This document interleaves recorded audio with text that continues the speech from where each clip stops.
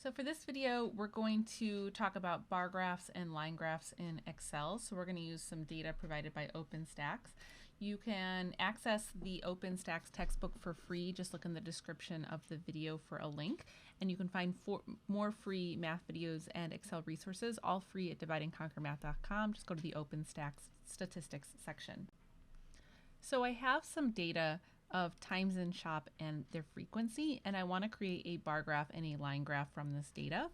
So what you're going to do is you're just going to select the data, and then you're going to come up here to this Insert tab, and you'll see here that you have all of these charts, and in general this is actually pretty intuitive to use. So if you wanted to make a bar graph, you could just click on the bar graph.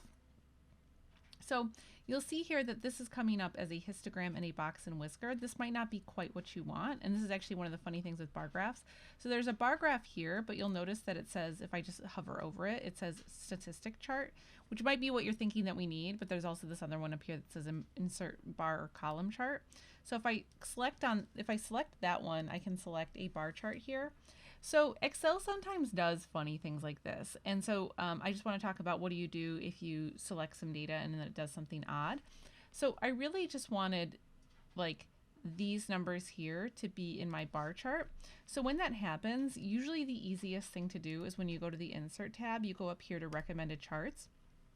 So very often, if you go into Recommended Charts, Excel makes much more educated guesses, I guess, on what type of chart you want. And actually from here now you can see how the rest of this will go. So I can have a column chart here. I can have columns going this way or this way. I could also turn this into a pie chart if I wanted to. And you can also see that I have a line graph in here, and I can either have it with points or not with points. So this is actually the way that you want to kind of get through your different graphs generally. So you can first try in the Insert tab, you can try these buttons up here. And sometimes when you select something up here, it works. But if it doesn't work, then typically Recommended Charts will work.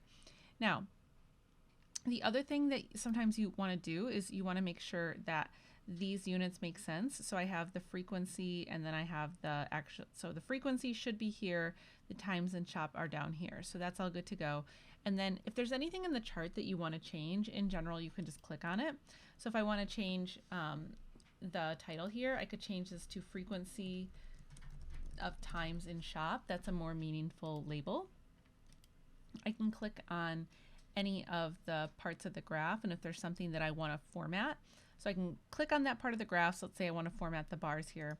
I can right click, and then you can see here it says Format Data Series. So if I click on that, so usually when you hit Format, that gives you different options for things you can do with that data.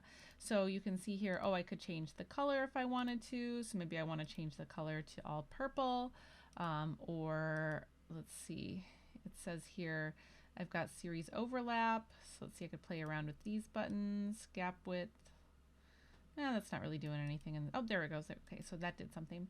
I could click on the little numbers down here, and you can see that there's different ways to format the axis. So I could also click on the numbers over here. I could set a minimum or a maximum for my axis. So if there's something in the chart that you want to change, in general, you can usually click on it.